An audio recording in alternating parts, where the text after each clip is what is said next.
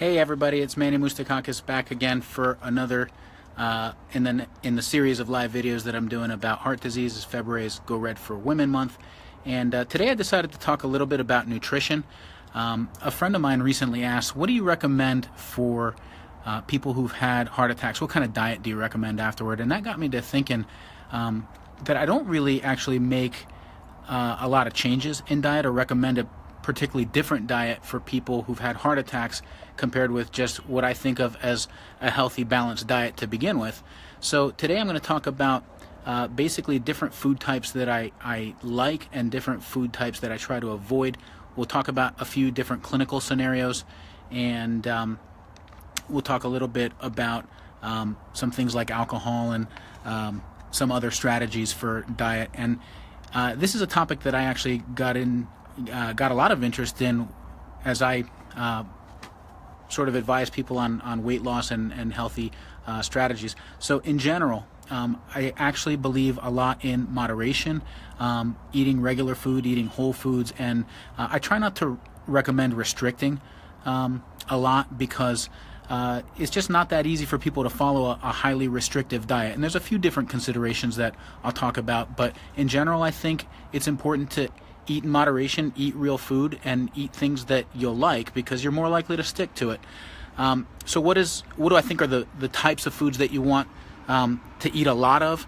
I believe strongly in lean proteins and vegetables, a lot of vegetables with a lot of color.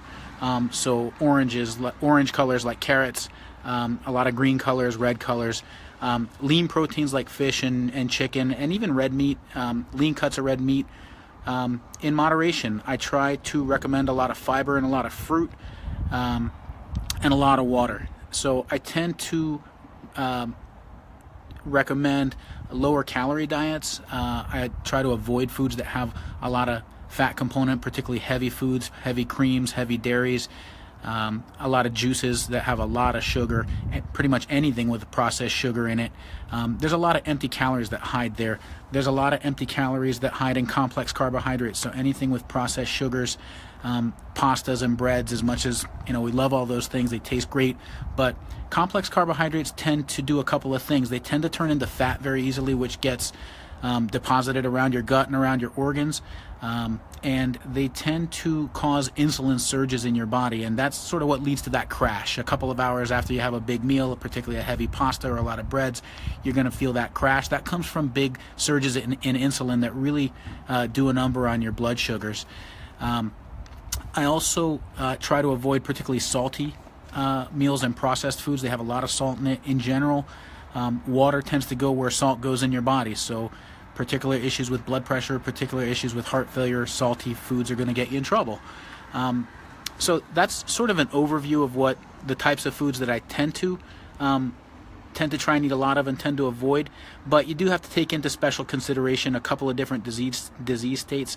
I love fruit. I like to eat a lot of fruit and tend to try and replace the cookies and the sort of junky calories, if you will, with fruits. But diabetics in particular, you got to be careful about the amount of fruit that you're eating, and particularly the amount of complex carbohydrates and pastas and breads. Again, all that stuff is complex sugars which get broken down into simple sugars, so those things are going to do a number on blood sugar control. A second disease state that merits special consideration is anybody with kidney disease or high blood pressure. You want to avoid salt at all costs in those disease states.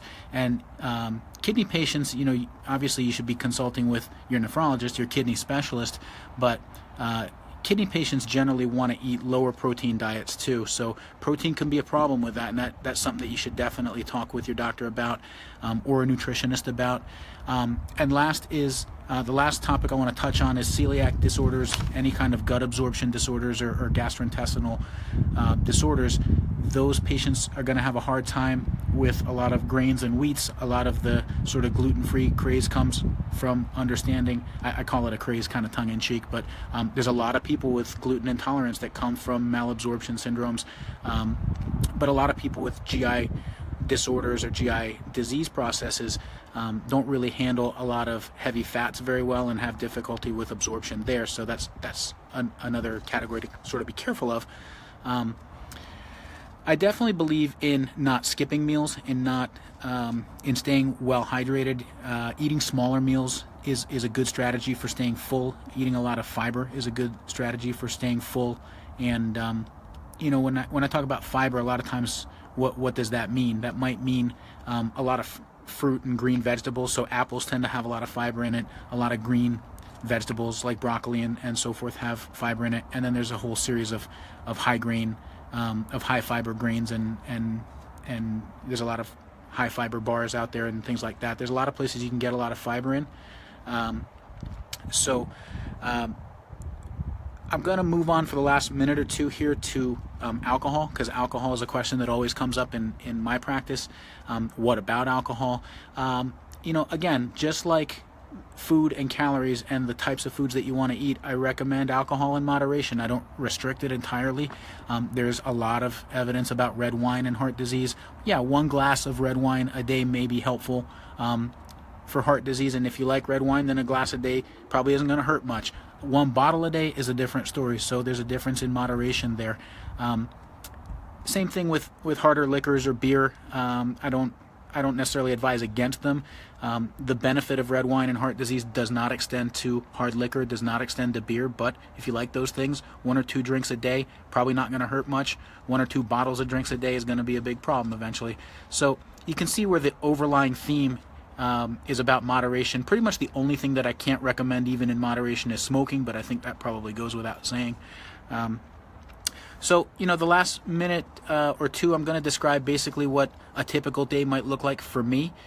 It's a strategy that I found to be very helpful, both in keeping balance, in weight loss, in general health and feeling good, and it's something that I also recommend to patients who've had heart attacks. So a typical breakfast might be a high fiber cereal with berries. I've talked a little bit before on this page about polyphenols, which I'm not going to belabor right now because it's a kind of a dense topic, but polyphenols are basically a series of compounds that are really good for you, and they're found in a lot of different berry type fruits, for example. So I like to mix strawberries and raspberries with high fiber cereal.